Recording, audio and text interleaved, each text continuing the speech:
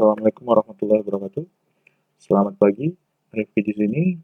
Di sini saya akan menjelaskan materi lanjutan tentang TV digital. Untuk sebelumnya kita sudah bahas materi TV digital, yaitu DVB satelit atau DVB-S. Kemudian kita sudah bahas juga terkait dengan informasi data yang ada di DVB ini, yaitu DVB-SI, Server Information, dan juga DVB untuk videonya itu MPEG PSI atau MPEG Program Specific Information. Oke, kita sekarang materi di sini akan fokus ke DVB terestrial atau terestrial generasi kedua. Oke, apa saja sih yang akan kita bahas di materi video untuk DVB-T ini? Yang pertama itu kita akan bahas terkait dengan definisi dan tujuan DVB-T dan terestrial kedua. Jadi di sini DVB-T itu apa sih sebenarnya definisinya? Kemudian terkait dalam standarisasi dari negara mana DVB-T ini. Jadi sebenarnya untuk TV digital dia membedakan adalah media transmisinya. Jadi televisi terestrial itu ya pasti dia menggunakan gelombang radio UHF dan VHF. Nah ini untuk yang analog kan masih tetap menggunakan UHF dan VHF, tapi bagaimana caranya agar pemancar gelombang radio yang sama, cuma data yang dikirimkan di sini dia sudah berbentuk digital. Kemudian tujuan DVB-T dan T2-nya itu untuk sebagai penyedia TV berbayar itu bisa nggak sih, memungkinkan nggak sih untuk menyediakan TV berbayar dengan berbasis DVB-T. Kemudian yang kedua adalah spesifikasi DVB-T dan terestrial generasi kedua. Jadi di DVB-T itu apa saja sih spesifikasi yang harus kita pelajari agar kita paham terkait standarisasi DVB ini.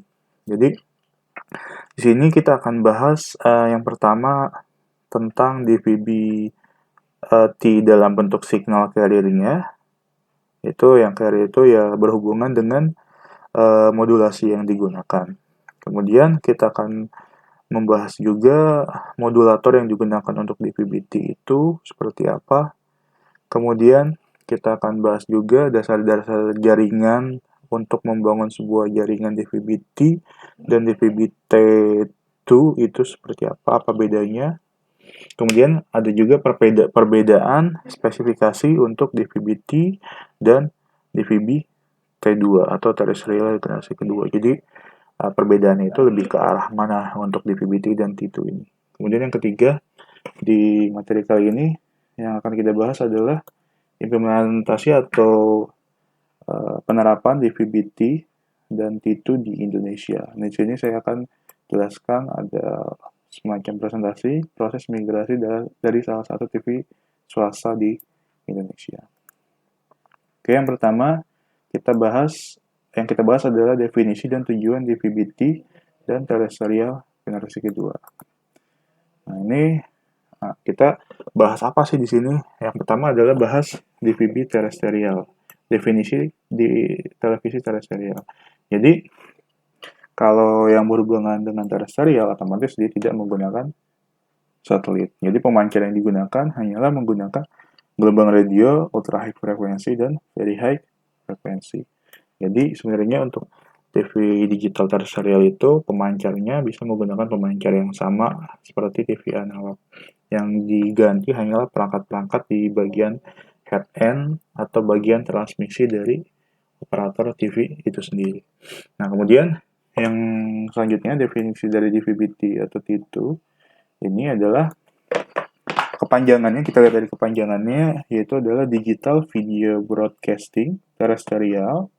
Kemudian T2-nya itu Terrestrial Second Generation, yang merupakan standar yang berasal dari Eropa untuk transmisi broadcast TV digital terestrial. Kemudian DVB-T dan T2 ini dia mentransmisikan audio, kemudian video, digital, dan data yang sudah dikompresi. Nah, kompresi yang digunakan ya seperti yang saya jelaskan sebelumnya, itu menggunakan format Moving Picture Export Group atau MPEG Transport Stream.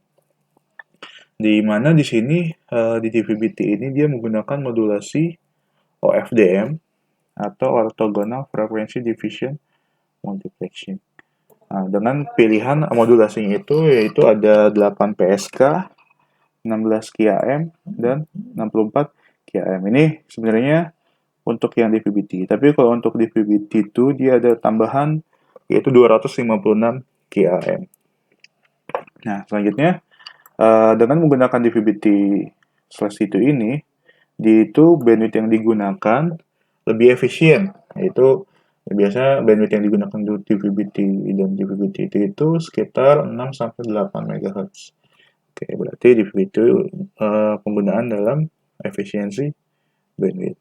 Sehingga pemakaian itu dalam satu frekuensi itu bisa banyak konten atau banyak saluran. Jadi yang biasanya satu frekuensi satu saluran, ini satu frekuensi bisa banyak saluran atau konten yang dimasukkan. Oke, selanjutnya. Oke, nah kita bahas ke tujuannya. Tujuan DVB-T dan DVB-T itu ini, nah untuk perusahaan-perusahaan yang ingin menyediakan TV berbayar, ini juga bisa dengan mengacu ke standar DVB-T.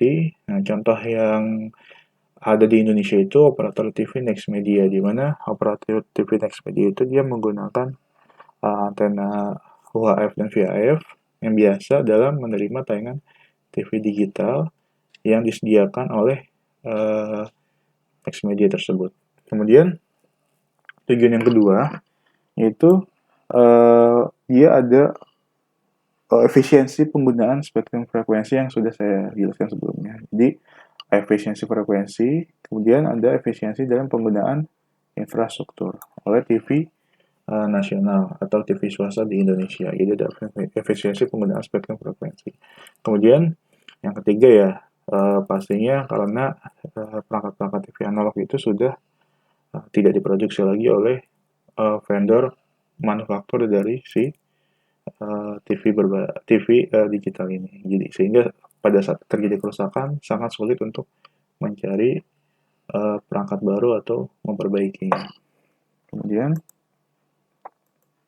ini ada negara-negara benua-benua yang menggunakan standar DVB T2 dan T, kemudian ada TSC, kemudian ada ISDBT. Jadi di Indonesia itu sendiri standarisasi untuk TV digital terestrial yang digunakan adalah DVB-T dan DVB-T T2.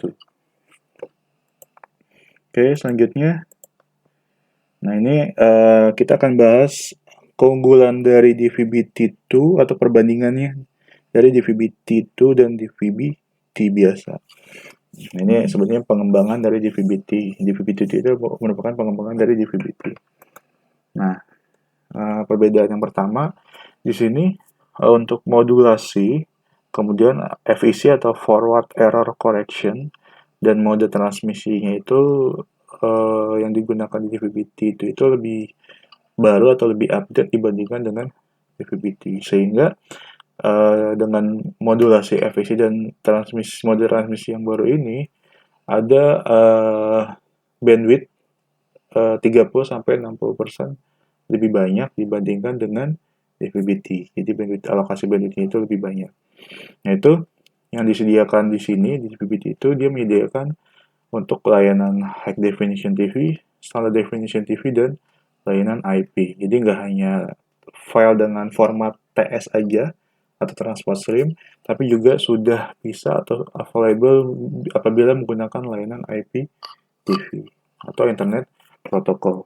Kemudian yang kedua, di sini si DVB-T2 ini dia sudah mendukung multiple input stream. Jadi kalau misalnya di DVB-T itu dia hanya satu input atau satu TS yang bisa masuk ke sebuah multiplexer. Nah, kalau di DVB-T2 ini dia sudah bisa memberikan input yang lebih banyak. Misalnya ada 3 transport stream yang masuk di sebuah perangkat tersebut. Jadi pilihannya lebih banyak. Nah, di sini untuk jalurnya itu dinamakan PLPS atau Physical Layer Pipes. Jadi di Physical Layer Pipes atau pipa layer fisik ini, di mana dengan Physical Layer Pipes atau PLP ini kita bisa membagi jalur menjadi beberapa jalur, misalnya PLP 1 untuk High Definition TV, PLP 2 untuk Standard Definition TV, kemudian untuk yang PLP 3 yaitu untuk data SI. Jadi jalur yang digunakan untuk mentransmisikan konten itu bisa dipisah berdasarkan pipa layer fisiknya. Nah ini sehingga kalau kita lihat di sini spesifikasi data, kemudian server information, dan spesifikasi layanannya itu umum digunakan sehingga tidak sulit dalam menyediakan layanan ke customer atau ke pelanggan. Kemudian pengoperasiannya juga lebih fleksibel dan bisa dioperasikan secara mandiri tanpa tergantung dengan penyedia layanan. Karena di sini juga bisa bekerja sama dengan beberapa penyedia layanan, nggak cuma satu penyedia layanan saja. Oke, selanjutnya yang ketiga, untuk DVB-T itu ini dia variabel modulasi dan forward pilihan FEC-nya itu lebih banyak dibandingkan dengan DVB-T, di mana karena variabel modulasinya lebih banyak, nah itu yang pertama itu pemanfaat bandwidth-nya itu lebih optimal untuk berbagai jenis layanan. Kemudian yang kedua, layanan yang akan digunakan tetap dengan bandwidth yang sama. Jadi konsep di situ penggunaan bandwidth-nya. Kemudian selanjutnya di DVB-T2 ini dia sudah mendukung langsung layanan untuk format selain transport stream atau TS seperti IP. Jadi sudah fully IP di situ, ataupun jika masih mau menggunakan TS bisa menggunakan TS. Jadi kalau untuk DVB-T biasa ya hanya untuk TS format saja, tapi kalau untuk DVB-T2 ini dia sudah mendukung untuk IP atau Internet Protocol, di mana kita bisa menyediakan layanan over the top OTT dengan konten yang sama di situ. Oke, di sini untuk keterangannya tidak ada paketisasi transport stream yang mengalami overhead. Kemudian null paket atau data repeat dan data SI-nya itu tidak harus selalu dikirim. Beda seperti DVB yang lainnya. Jadi kalau yang lain itu dia harus secara periodik dikirim untuk data SI, tapi kalau di DVB-T2 ini dia tidak harus selalu dikirim. Kemudian yang ketiga, tidak ada konversi yang menyederhanakan interoperabilitasnya. Gitu. Selanjutnya, spesifikasi dari DVB-T/T2. Jadi di sini ada perbandingan spesifikasi untuk DVB-T dan DVB-T generasi kedua. Ya, kalau kita lihat di sini parameternya itu ada modulasi, pilihan modulasi yang digunakan, kemudian ada FEC atau forward error correction-nya, metode pengecekan errornya, kemudian ada guard interval.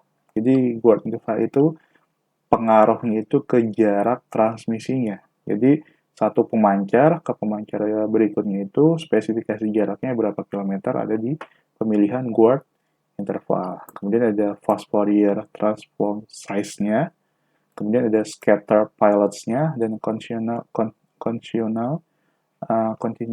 pilots-nya. Jadi parameternya itu. Untuk modulasinya, kalau untuk DVB-T itu dia hanya QPSK 16 QAM dan 64 QAM. Nah, kemudian kalau DVB-T itu ada penambahan 256 QAM, di mana dia pengaruh terhadap efisiensi bandwidth atau penggunaan bitrate yang digunakan. Misalnya untuk DVB-T jarak pemancarnya sama, cuma support bitrate maksimum yang digunakan lebih besar yang DVB-T2 karena dia modulasi yang digunakan lebih variabelnya lebih dinamis. Kemudian parameter yang kedua adalah forward error correction untuk DVB-T ini. Nah, ini ada convolutional coding Nah, maksudnya convolutional coding ini di mana di dalam telekomunikasi itu convolutional coding itu ada suatu jenis kode untuk mengoreksi kesalahan, ya, dia itu menghasilkan simbol paritas. Nah, yang dimana melalui aplikasi sliding application, menggunakan aplikasi geser, untuk menggeser fungsi polinomial boolean ke dalam aliran data. Kemudian ada lagi adalah RS atau Reed-Solomon, yang merupakan suatu algoritma atau metode pengecekan error, di mana Reed-Solomon ini digunakan sebagai kode linier yang bekerja pada bilangan non-biner. Jadi untuk bilangan-bilangan selain biner, biasanya menggunakan Reed-Solomon. Contoh lain yang biasa diimplementasikan untuk Reed-Solomon itu contohnya di pengecekan error di QR code. Jadi QR code yang kita tahu saat ini, algoritma yang bisa digunakan salah satunya adalah Reed-Solomon. Ini ada pilihannya 1/2, 2/3, 3/4, kemudian 5/6, 7/8. Jadi pilihan di sini bisa juga terkait dengan pemilihan bitrate. Karena dalam pemilihan bitrate kita juga harus memperhatikan besaran FEC yang akan kita gunakan. Selanjutnya di DVB-T2 ini ada BCH. BCH itu kepanjangannya dari Bose, Chowdhury, Cunningham. Jadi itu merupakan standar de facto untuk aplikasi yang berbasis konsumen atau bisa langsung ke pelanggan. Tapi kalau LDPC itu adalah Low Density Parity Checking, yang merupakan suatu kode koreksi juga yang biasa digunakan di dunia corporate atau perusahaan. Jadi dia merupakan DVB-T itu merupakan penggabungan dari metode kode koreksi yang sangat baik situ.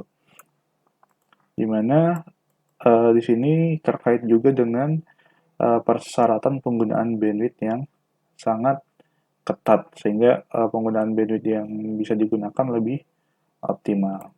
Oke, ini ada pilihannya, ada 3/5, ada tambahan 3/5 di DVB-T2 untuk forward error correction. Kemudian ada lagi guard interval. Nah, di sini yang kita bahas tadi, guard interval itu terkait dengan jarak coverage yang bisa ditransmisikan oleh suatu pemancar. Di mana pemilihan guard interval ini mempengaruhi terhadap jarak transmisinya dalam kilometer. Jadi apabila misalnya kita di sini contohnya kita menggunakan 1/4 guard interval.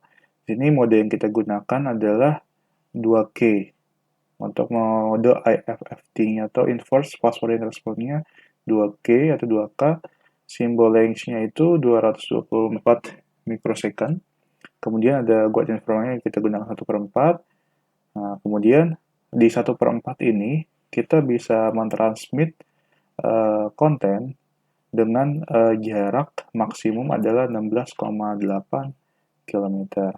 Kemudian di 1/8 dengan spek yang sama, yaitu hanya bisa mengirimkan konten atau data dengan jarak 8,4 km. Kemudian 1/16 juga lebih kecil jaraknya, yaitu 4,2 km. 1/32 yaitu jaraknya hanya 2,1 km. Jadi semakin besar guard intervalnya, maka jarak yang dikirimkan akan semakin jauh, atau semakin baik. Jadi seperti itu. Nah, kalau di DVB-T2 ini pilihannya nggak hanya 4, jadi ada 19/256, ada 19/128, ada 1/128. Jadi seperti itu. Kemudian untuk FFT size-nya itu ya, yang saya sebutkan tadi terkait dengan mode fast Fourier transform-nya. Itu ada 2K, ada 4K, ada 8K. Tapi kalau di VBT2 itu ada 1K, 16K, dan 32K. di mana besaran effective size ini juga berpengaruh terhadap jarak transmisinya, jarak pemancarannya. Nah, misalnya terutama FFT size-nya 2K dengan 4K dan 8K, ya, semakin besar nilai FFT size-nya, maka jarak transmisinya juga akan semakin jauh di sini. Dan penggunaan bandwidth-nya juga dia lebih optimal. Kemudian, ada selanjutnya scatter pilots dan conventional pilots. Nah, sebenarnya scatter pilots ini, conventional pilot itu merupakan sebuah sinyal pilot yang digunakan untuk sinkronisasi transmisi. Kemudian dia juga memperkirakan respon salurannya dan mentransmisikan informasi sistemnya. Dimana kalau kita lihat di sini, untuk DVB-T itu dia lebih baik, pilihannya variabelnya lebih dinamis dibandingkan dengan yang scatter pilot yang hanya 8% dari total penggunaan pilotnya. Dan juga conventional pilots itu totalnya lebih sedikit daripada conventional pilot, sehingga di sini proses pengiriman transmisinya itu dia lebih baik dibandingkan dengan yang DVB-T. Oke. Selanjutnya kita bahas carrier atau pembawa dari DVB-T atau sinyal pembawa dari DVB terestrial. Nah, di sini ada tabel, dia ada mode DVB-T yang digunakan, ada mode 2K dan mode 8K. Ini ada keterangannya. Nah, ini berapa bit atau berapa titik yang digunakan untuk carrier, yang digunakan untuk sinyal carrier yang digunakan, kemudian scatter pilots-nya itu berapa, kemudian conventional pilots-nya itu berapa, kemudian TPS carrier berapa, dan pilot carrier-nya berapa. Jadi di sini kita akan bahas terkait tabel ini. Jadi di sini di kanal atau di saluran DVB-T itu dia lebar bandwidth yang dipakai adalah 6-8 MHz. Nah, dengan mengoperasikan dua mode, yaitu mode 2K atau 2K dengan 2048 titik dalam IFFT. Nah, IFFT itu adalah singkatan dari Inverse Fast Fourier Transform. Oke, di mana IFFT itu merupakan kepanjangan dari Inverse Fast Fourier Transform. Nah, sebenarnya IFFT ini terkait dengan FFT-nya. Jadi kalau FFT itu adalah Fast Fourier Transform, kalau IFFT itu adalah Inverse Fast Fourier Transform, di mana di sini FFT itu digunakan sebagai sinyal pembawa atau sinyal carrier untuk melakukan transmisi data. Nah, untuk FFT itu seperti yang kalian pernah pelajari juga, merupakan suatu algoritma yang digunakan untuk merepresentasikan sinyal dalam domain waktu ke dalam frekuensi. Jadi ya terkait dengan transmisi data. Di mana dalam sinyal DVB-T carrier itu modulasinya misalnya menggunakan OFDM. Pemrosesan sinyal dari OFDM ini juga relatif lebih mudah dalam DVB-T ini karena hanya diperlukan dua fast Fourier transform atau dua FFT masing-masing satu di pemancar modulator menggunakan EFFT, inverse Fourier transform, dan penerimanya menggunakan demodulator, yaitu menggunakan FFT. Jadi EFFT itu digunakan untuk pemancar, untuk penerimanya itu dia menggunakan FFT atau fast Fourier transform. Jadi merubah domain waktu ke dalam domain frekuensi. Kalau inverse-nya itu berarti sebaliknya, merubah frekuensi menjadi domain waktu. Seperti itu. Kemudian ada satu lagi adalah pilot carrier. Nah, di sini pilot carrier itu digunakan untuk melakukan transmisi data yang sesungguhnya. Kemudian kalau untuk TPS carrier itu kepanjangan transmission parameter signaling, carrier akan berada pada frekuensi yang telah ditentukan.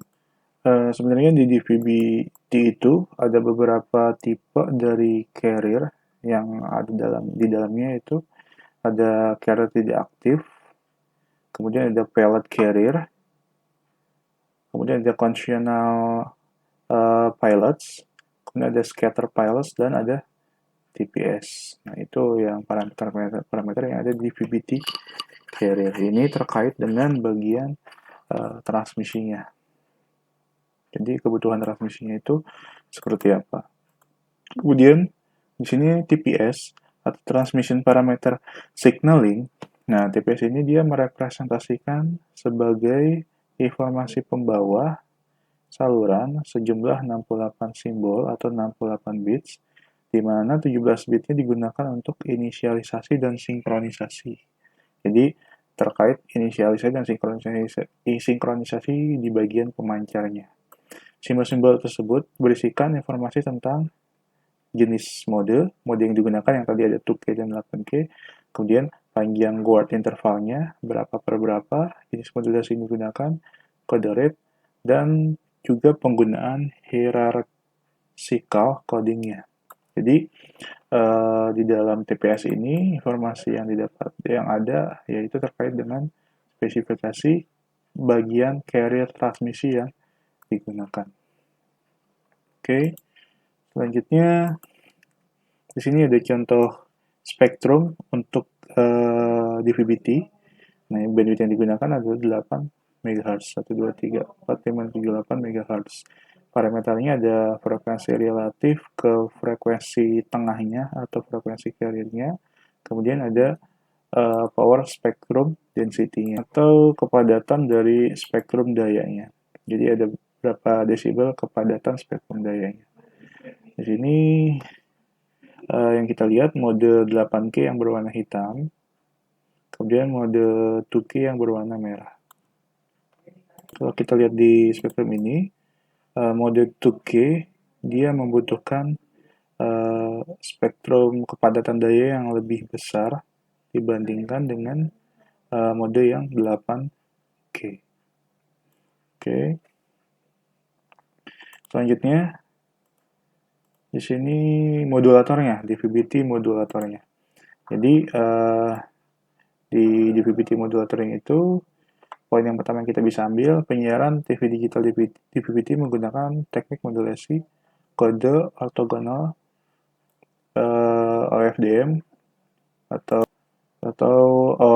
orthogonal frequency division multiplexing. Jadi modulasi yang digunakan adalah OFDM. Sehingga di sini sebenarnya teknik OFDM itu merupakan suatu teknik modulasi untuk komunikasi tanpa kabel atau wireless broadband di masa yang sekarang ini atau di masa yang akan datang, karena dia lebih tahan melawan frekuensi selective fading dan interferensi narrowband. Dan dia juga lebih efisien menghadapi multipath delay spread. Seperti itu. Kemudian, poin selanjutnya, DVB-T ini menerapkan pengkodean teknik yang tadi kita bahas, ada RS atau Reed Solomon dan Viterbi. Untuk menyediakan forward error correction dan melakukan penyisipan untuk mengurangi kesalahan-kesalahan. Jadi, teknik-teknik yang digunakan untuk pengecekan error dan mengurangi kesalahan-kesalahan dalam transmisi itu menggunakan Reed Solomon dan Viterbi. Kemudian, setelah dilakukan kontrol kesalahan awal pada paket MPEG transport stream atau PTS, selanjutnya TS akan ditingkatkan 16 bytes sebagai proteksi error yang diteruskan dalam blok coding. Jadi TS itu akan ditingkatkan sekitar 16 bytes untuk digunakan sebagai proteksi error. Itu. Kemudian DVB-T modulator mempunyai dua input, yaitu MPEG TS. Jadi di modulator DVB-T itu ada dua input, yaitu MPEG TS atau High Priority Path atau HP dan Low Priority Path atau LP. Jadi ada dua input, HP dan LP, yang berbeda kode rate-nya. Kedua input ini digunakan modulasi hierarchical yang dimanfaatkan ketika terjadi penerimaan yang kurang bagus di sisi penerima. Jadi yang harus dicek apabila ada penerimaan yang kurang bagus di sisi pelanggan atau penerima itu HP-nya atau High Priority Path dan LP-nya, low priority path. Kemudian selanjutnya sini high priority path ini melakukan transmisi dengan low data rate dengan kompresi tinggi menggunakan modulasi QPSK. Sedangkan LP menggunakan modulasi QAM atau 16 QAM dengan low data rate dan lower error correction. Jadi penggunaan modulasi itu berbeda antara HP dan LP karena dia merupakan dua input yang berbeda. Nah, pada sisi perangkat, penerima HP dan LP dengan teknik hierarki modulasi akan dipilih sesuai dengan kondisi penerimanya. Jadi menyesuaikan dengan kondisi penerimanya. Selanjutnya, masih di VBT2 modulator. Di sini ada blok diagram di VBT2 modulator. Nah, yang kita lihat di sini menggunakan diagram untuk yang saya sebutkan tadi. Ada dua input di modulator itu, ada forward error correction untuk yang low path atau LP, low path atau low priority path untuk LP, kemudian forward error correction untuk yang high priority path atau HP sebagai opsionalnya. Jadi ada dua input transport stream di sini. Kemudian masuk ke demultiplexer. Kemudian ada dibagi lagi ke dalam bit interleaver. Kemudian selanjutnya simbol interleaver di sini. Kemudian ada mapper. Kemudian ada frame adaptation, yaitu ada pencetakan pilots dan transmission parameter signaling. Kemudian masuk ke inverse dari FT atau inverse fast Fourier transform. Kemudian masuk ke guard interval. Kemudian masuk ke FER filter. Ada pre-correction, ada perubahan dari EF ke RF atau intermediate frekuensi ke radio frekuensi. Kemudian ada power amplifier. Kemudian difilter ke band pass filter. Jadi di sini adalah diagram blok pada sisi pemancarnya. Nah, jadi seperti ini. Kemudian ya di sini juga kalau kita lihat secara lengkap khusus dalam pengkoreksian errornya. Nah, di sini di VBT bagian pemancar untuk bagian baseband interleaving, synchronization inverse, energy display, Eddie Solomon, Eddie Solomon, conventional interleaver. Nah, itu sama seperti di VBC. Nah, untuk ya, sampai di convolutional codering itu, kode rate-nya itu sampai sama seperti di VB satelit di VBS. Jadi di sini terkait dengan sinkronisasi dan pengecekan error pada bagian sisi transmisinya. Kemudian ada lagi yang kita bahas selain di VBT modulator, ada di VBT single frequency network. Nah, di mana di VBT di dalam SFN ini atau single frequency network atau jaringan frekuensi tunggal dapat diimplementasikan dengan SFN, di mana stasiun TV yang sama dapat memasang sejumlah pemancar dengan frekuensi yang sama. Jadi misalnya si TVRI dia memasang pemancar di frekuensi yang sama dan tersebar pada wilayah layanan yang luas. Nah, sebenarnya dia sebagai repeater atau sebagai eskalasi dari signalnya, sehingga dapat meningkatkan cakupan pelanggannya tanpa memerlukan lebih dari satu kanal frekuensi. Jadi, maksudnya dengan menggunakan SFN ini, kita bisa mentransmisikan di frekuensi yang sama. Jadi tidak di situ ada efisiensi penggunaan frekuensi. Karena dengan SFN ini bagian transmitternya atau bagian pemancarnya itu bisa bekerja di frekuensi yang sama untuk memperluas daerah cakupan pemancarnya. Kemudian maksimum jarak antar pemancar akan tergantung dari penggunaan panjang dari guard interval dan signal delay-nya yang saat dilakukan transmisi yang saya sebutkan sebelumnya, di mana guard interval itu terkait ke jarak transmisinya. Nah, untuk menentukan jaringan pemancar sangat dibutuhkan informasi tentang topografi wilayahnya. Jadi, pada saat kita ingin melakukan simulasi coverage untuk di PBT ini ya harus diperlukan informasi tentang topografi dari wilayahnya. Nah, ini contohnya. Panjang guard interval dengan jarak memancar bandwidth 7 MHz dan 8 MHz. Di sini kita bisa lihat dengan dua bandwidth. Yang pertama table dengan bandwidth 8 MHz, yang kedua table dengan 7 MHz bandwidth. Kita cek di sini mode 2K dan mode 8K. Kemudian guard intervalnya itu 1/4, 1/8, dan lain sebagainya. Nah, dari sini kita bisa lihat mode yang digunakan dengan guard interval mempengaruhi jarak untuk melakukan transmisi oleh si pemancarnya.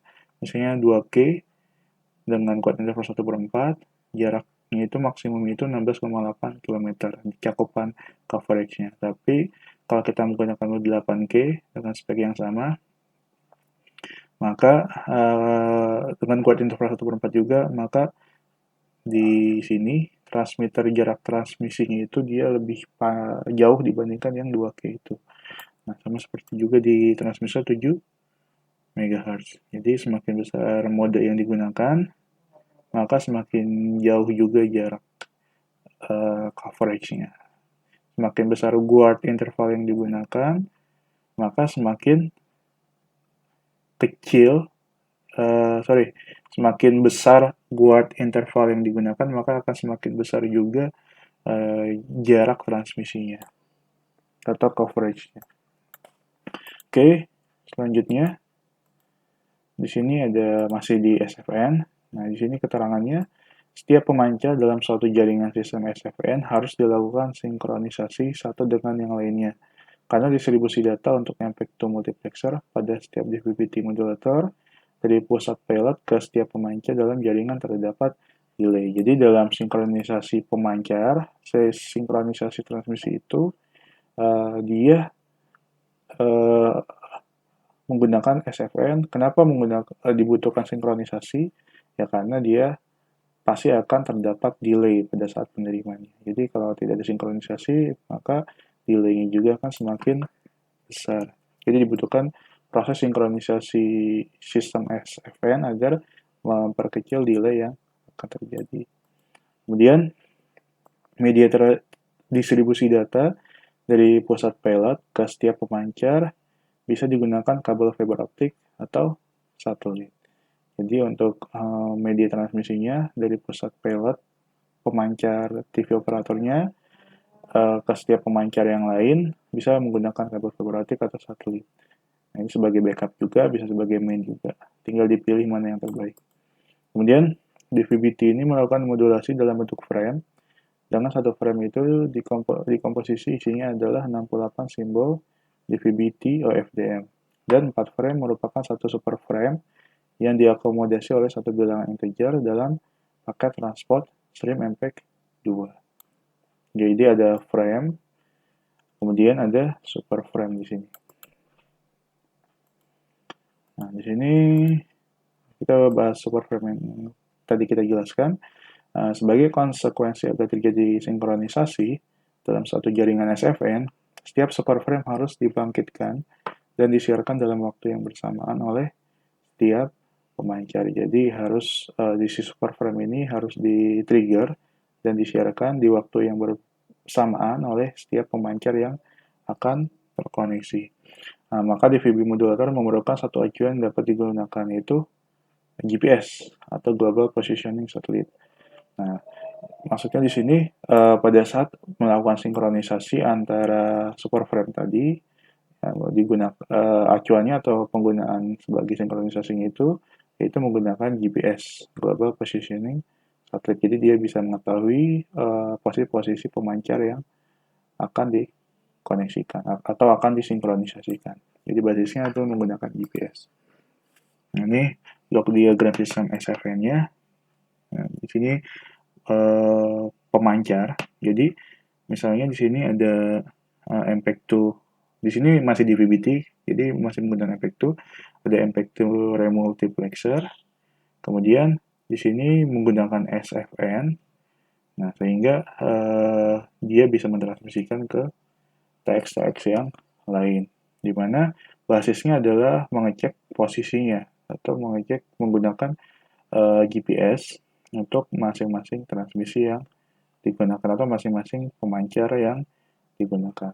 Dari SFN adapter ini masuk ke TX network adapter, kemudian masuk ke distribution network, kemudian di sini ada RX network adapter di mana menggunakan pemancar. Di sini misalnya ada dua pemancar dengan filenya berbentuk MPEG-2 TS. Kemudian di sisi pemancar ini juga dia ada synchronization system, yaitu menggunakan GPS. Di pemancar yang satunya juga ada synchronization system, itu menggunakan GPS. Baru masuk ke DVB-T modulator. Jadi seperti itu. Oke, kita nyatakan di sini. Nah, ini udah dasar-dasar jaringan DVB-T-nya itu. Kita lihat. Di sini ada parameter modulasi akan identik untuk semua program. Jadi untuk semua program itu parameter dalam modulasi itu sangat identik. Ini ada jaringan DVB-T-nya. Contohnya ini ada pemancar 1, pemancar 2, dan pemancar 3. Kemudian di sini ada di head end atau di bagian transmisi suatu operator TV yang dimana ada HD encoder, encoder untuk high definition, encoder untuk SD definition.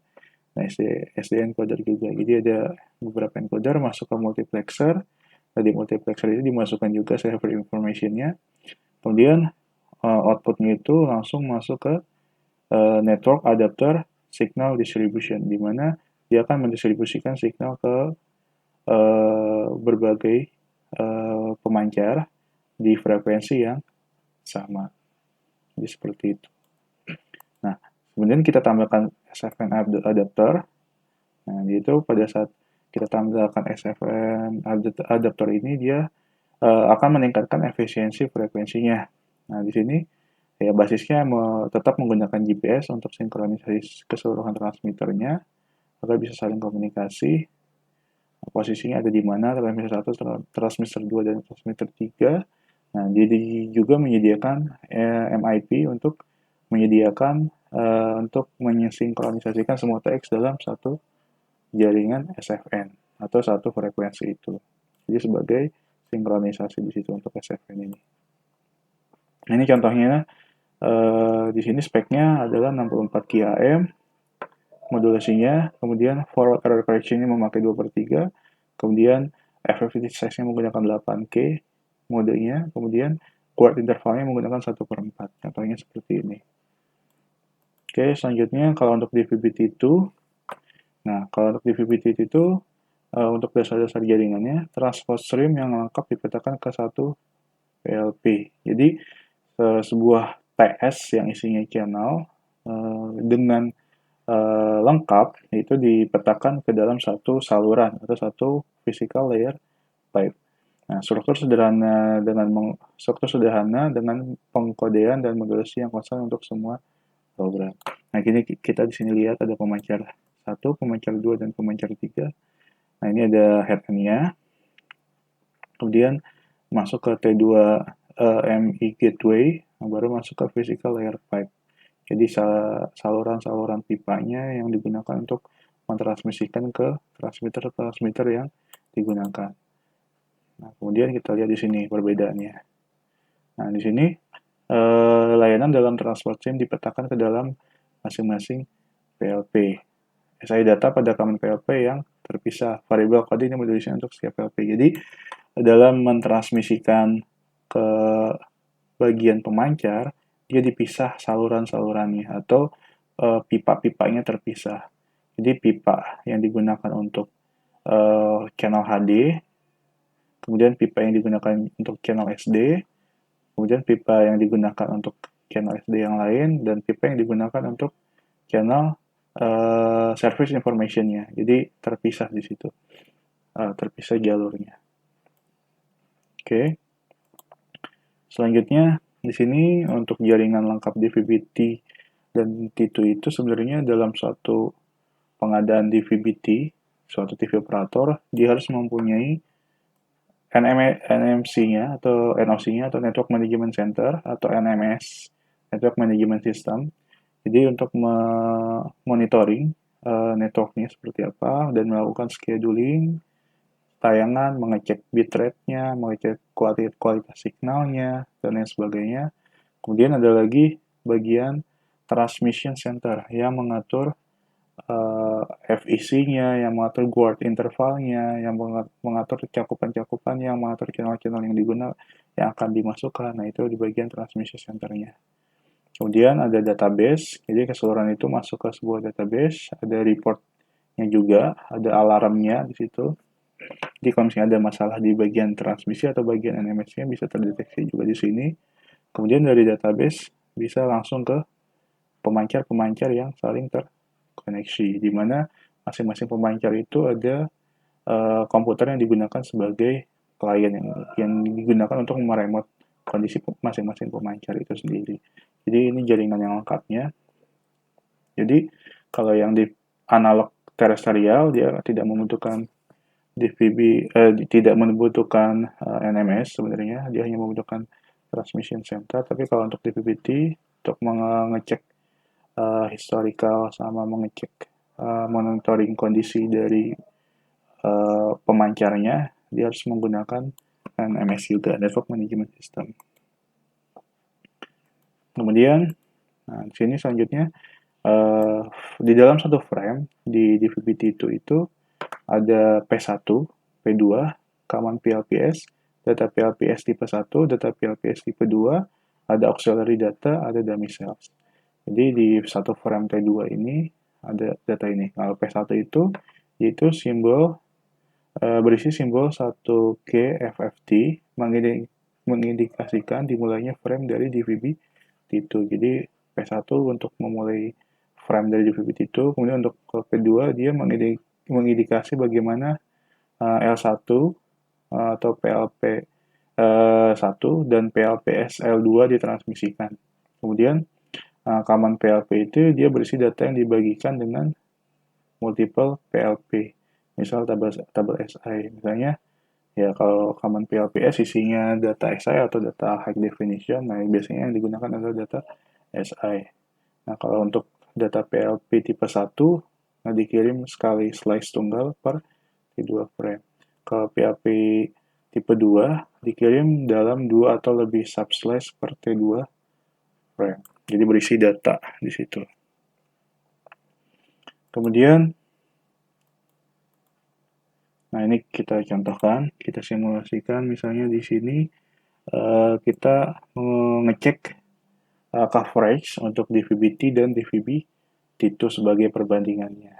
Nah, kita di sini menggunakan DVB-T, modulasinya 64 kHz, kemudian kode rate-nya itu 2/3, kemudian guard intervalnya 1/4, bitrate-nya itu dia hanya mendukung 19,9 megabit per second. Jadi ini contohnya nih coverage untuk DVB-T-nya, misalnya di daerah India, Delhi. Nah, ERP-nya dia menggunakan 30 kW. Nah, kita lihat di sini. Tinggi antenanya itu 245 meter. Nah, kita bandingkan dengan yang DVB-T2 dengan spek 256 kHz. Nah, ini berarti kan modulasinya lebih tinggi menggunakan 256 kHz. Kode rate-nya 3/5. Kemudian 32K. Kemudian guard intervalnya itu 1/128. Nah, bitrate-nya itu 36,1 megabit per second. Jadi di sini dengan kita lihat dengan DVB-T2 itu dia bisa menghasilkan bitrate yang lebih tinggi dibandingkan dengan DVB-T. Nah, tadi gambar coverage 1 yang DVB-T dengan DVB-T itu apa sih bedanya? Dan apa sih persamaannya? Nah, kita selanjutnya. Nah, sebenarnya kalau kita lihat di sini, yang pertama cakupan areanya itu hampir sama antara DVB-T dan DVB-T2 dengan spesifikasi di atas tersebut, tapi yang berbeda adalah bitrate yang dihasilkan. Jadi bitrate-nya itu DVB-T itu 81% lebih besar dibandingkan DVB-T. Jadi semakin besar bitrate-nya, maka kualitas layanannya akan semakin baik. Jadi bitrate itu digunakan untuk pengalokasian channel. Jadi kalau misalnya bitrate semakin besar, otomatis jumlah channelnya akan semakin banyak ataupun kualitas channelnya itu akan semakin baik resolusinya. Oke, selanjutnya. Nah, ini rekomendasi konfigurasinya. Di sini menggunakan bandwidth 8 MHz, kemudian 32K FFT, 1/128 Guard interval, kemudian menggunakan PP7. Di sini kita lihat modulasi yang digunakan, ada yang QPSK 16 km, 64 km, 256 km. Jadi kita bisa lihat dari tabel ini mana sih parameter yang baik, yang stabil dalam mendeliver konten di VBT, mana sih konten yang digunakan untuk sebagai high resolution atau untuk channel HD yang lebih banyak menggunakan parameter yang mana. Nah, di sini yang pertama, alokasi bitrate yang stabil untuk dua saluran HDTV atau dengan spek MP4 yang biasanya menggunakan 16 kHz modulasinya, kode rate-nya 3/5, 23, 3/4. Ini bitrate-nya itu 18, 20, 22. Nah, sini rekomendasinya ya sekitar segitu juga. Ini jadi rekomendasi untuk parameter untuk DVB-T untuk dua saluran HDTV adalah yang 16 kHz. Tapi kalau kita ingin bitrate yang tinggi untuk 4 saluran HDTV, maka yang digunakan adalah yang 256 kHz. Karena kita lihat di sini bitrate-nya akan semakin besar. Jadi semakin besar variabel modulasi yang digunakan, nah, maka dapat disimpulkan bitrate yang dihasilkan akan semakin besar. Jadi mempengaruhi kualitas layanan dan jumlah salurannya. Jadi kalau satu TS itu dia membutuhkan ingin memasukkan banyak saluran HD, maka modulasi yang digunakan adalah yang 256 kHz. Seperti itu. Kemudian kita contohkan implementasi DVB-T22 itu di Indonesia, yaitu di salah satu TV swasta. Nah, ini contohnya. Kita lihat di diagram sistem siaran TV digital di Trans Corporation. Nah, di sini ada blok diagramnya. Nah, di Transcorp-nya itu bagian headend atau bagian transmisinya dia menyediakan ada encoder untuk memasukkan channel-channel videonya dan audionya. Kemudian masuk ke multiplexer, digabungkan dengan server yang berisi service information. Nah, kemudian dimasukkan juga data early warning systemnya. Kemudian baru masuk ke DVB-T2 transmitter yang di dalamnya ada exciter. Kemudian baru dihubungkan ke bagian antena pemancar. Selanjutnya dari antena pemancar diterima di rumah pemirsanya menggunakan antena yang biasa, antena UHF dan VHF yang biasa, tetapi harus dikoneksikan langsung ke bagian decoder atau bagian set-top box-nya. Jadi kalau tidak ada set-top box, tidak bisa menerima layanan TV digital. Ada juga bisa menggunakan layanan-layanan TV yang ada di OTT, misalnya di video.com. Nah, itu di situ dia bisa berbasis IP. Jadi kayak yang kita sebutkan tadi, di VBT itu bisa berbasis IP, jadi bisa dinikmati di layanan portable. Kemudian di sini perangkatnya ada apa saja ya. Di bagian headend ada MPEG-4 decoder yang fungsinya untuk dimana mengubah sinyal video dan audio menjadi paket data digital dan sekaligus mengkompresi data tersebut. Di bagian ini pula masing-masing diberikan ID digital yang disebut dengan program ID. Jadi masing-masing channel diberikan program ID di MPEG-4 decoder. Kemudian di multiplexer dia menggabungkan masing-masing paket data, program, dan middleware menjadi satu paket data yang tunggal, yang tadi ada SI, ada EWS dimasukkan ke multiplexer. Di bagian ini pula masing-masing channel diberikan ID digital yang disebut dengan channel ID. Jadi kalau di decoder ada program ID, kalau di multiplexer ada channel ID. Kemudian ada Program Information atau Program Specific Information Server yang digunakan untuk layanan middleware seperti Electronic Program Guide atau jadwal tayangan, ada game, ada layanan digital, teletext, dan lain-lain. Kemudian ada lagi DVB-T2 transmitter. Nah, di sini paket data digital yang dihasilkan oleh multiplexer dimodulasi, kemudian sinyal yang sudah termodulasi dikuatkan dan dipancarkan secara sederhananya. Nah, di bagian ini semua parameter siaran DVB-T ditentukan dan disetting. Jadi parameter-parameter tadi yang kita sudah bahas disettingnya di DVB-T transmitter, di mana terdapat di exciter. Nah, kemudian antena pemancar UHF. Nah, parameter penting yang harus diperhatikan dalam memilih antena adalah gain dan pola radiasi. Pola radiasi ini yang menentukan bentuk jangkauan siaran. Jadi terkait dengan jangkauan siaran, coverage siarannya di sini. Antena pemancarnya. Jadi sebenarnya antena pemancarnya bisa menggunakan antena pemancar yang TV analog yang biasa. Nah, tapi ya yang perlu diperhatikan di penerimanya harus menggunakan set-top box. Ini set-top box-nya. Nah, SIB adalah yang digunakan untuk menerima siaran TV digital. Nah, spesifik set-top box-nya bisa menerima siaran dengan standar DVB-T2. Nah, decodernya itu dia sudah support MPEG-4, kemudian video resolusinya SD dan High Definition TV. Kemudian ada support juga APG, support early warning system.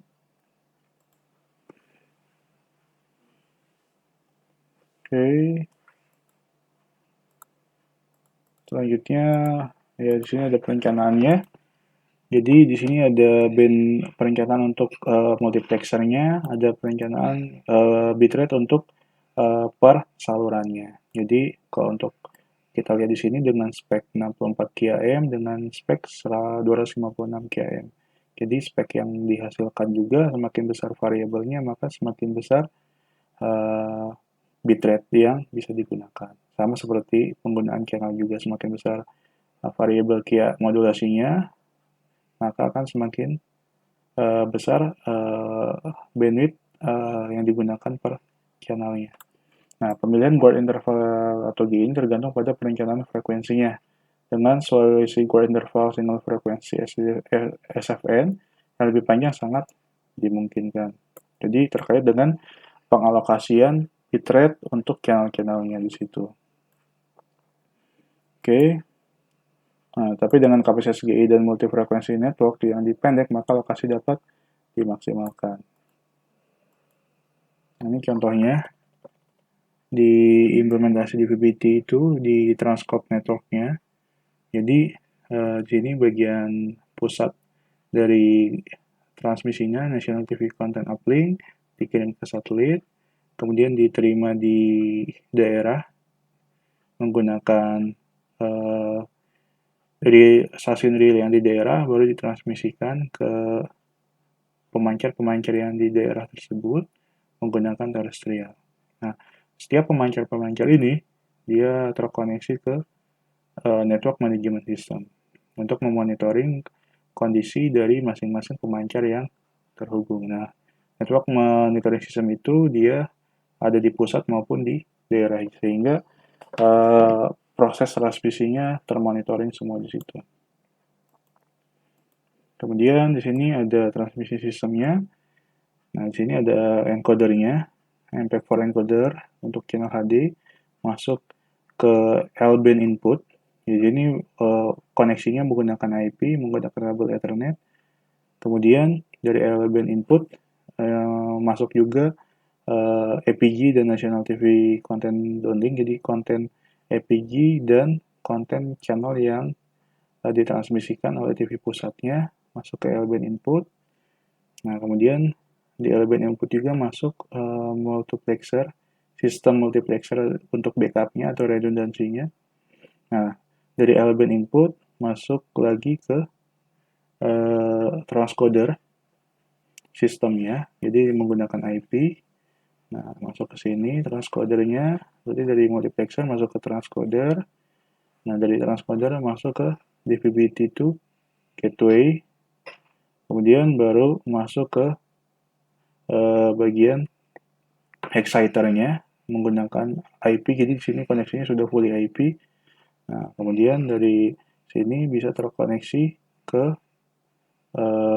Network Management System. Jadi di exciter atau di VBT2 transmitternya itu dia sudah ada output menggunakan IP yang terkoneksi ke Network Management System. Jadi yang di monitoring di situ adalah di VBT2 transmitternya.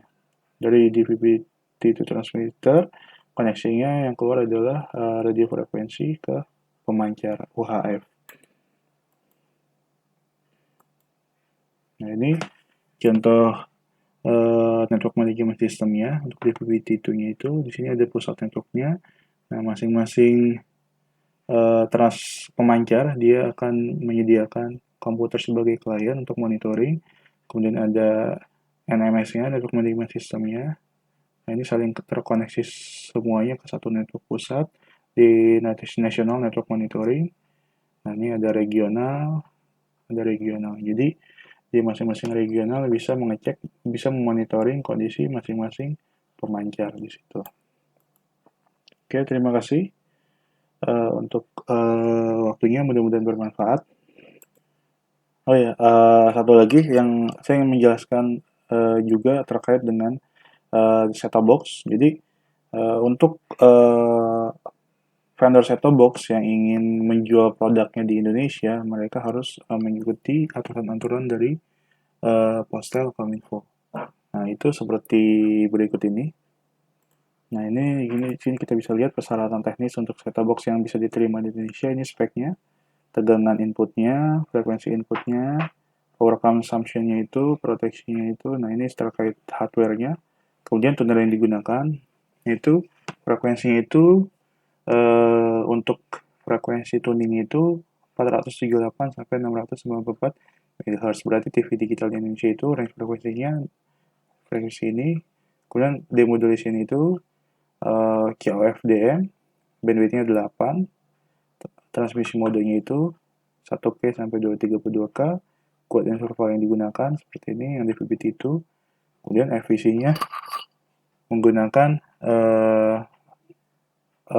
besaran yang di sini. Kemudian modulasinya bisa menggunakan GPSK 16 km dan 64 km sampai 256 km. Nah, untuk mode operasinya yang seperti saya sebut tadi ada pilot pattern, dia PPI 1, 2, 3, 4, 5 sampai dengan 7. Kemudian input modenya itu bisa single PLP ataupun bisa multiple PLPS. Jadi yang single PLP ya dia cuma satu konten, video, audio, dan SI-nya dalam satu saluran. Kalau untuk multiple PLP, dia itu bisa banyak pipa saluran yang dimasukkan. Misalnya ada 3 pipa saluran, satu untuk high definition, satu untuk standard definition, dan satu lagi untuk service information-nya. Kemudian untuk demultiplexer-nya itu dia menggunakan MP4 transport stream, video codingnya MP4 AVC atau H264, aspek ratio yang diizinkan, resolusinya itu untuk CCTV 320x576, untuk yang HDTV itu 1920x1080i. Nah, perangkat ini dilengkapi dengan resolution source video HDTV 1920 1080p atau standar terkini. Nah, video formatnya itu tetap menggunakan PAL karena standarisasi yang digunakan di Indonesia adalah yang PAL. Kemudian selanjutnya audio decodingnya, speknya seperti ini. Kemudian dia juga harus ada menu untuk menampilkan electronic program guide, bahasanya itu bahasa Indonesia, dan durasinya itu 7 hari ke depan. Jadi tidak boleh kurang dari 7 hari, tidak bisa juga lebih dari 7 hari. Kemudian ini spek untuk konektor input-outputnya, RF konektornya. Kemudian ada SI-nya, ini penting juga. Jadi di sini si set-top box juga sudah mendukung SDT, Service Discrete Table, AIT, dan TDT. Ini yang mandatory, yang wajib.